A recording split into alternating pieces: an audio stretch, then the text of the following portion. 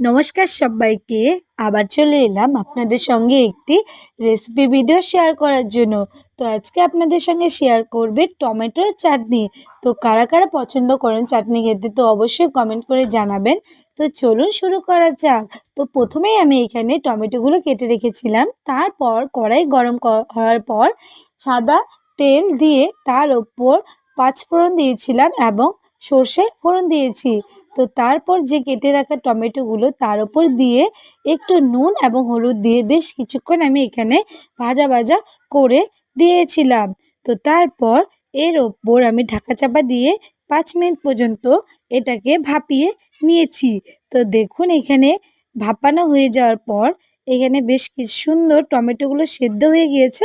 তো তারপর আমি এখানে একটু হাতার সাহায্যে টমেটোগুলোকে গলিয়ে নিচ্ছি।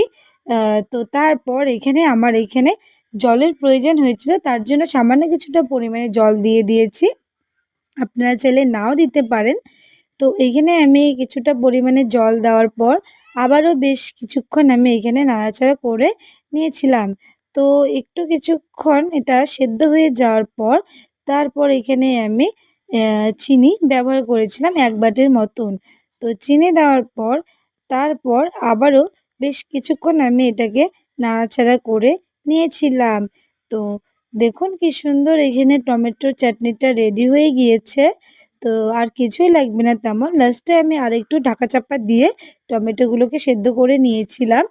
তো কেমন লাগলো আপনাদের ভিডিওটা, তো অবশ্যই কমেন্ট করে জানাবেন।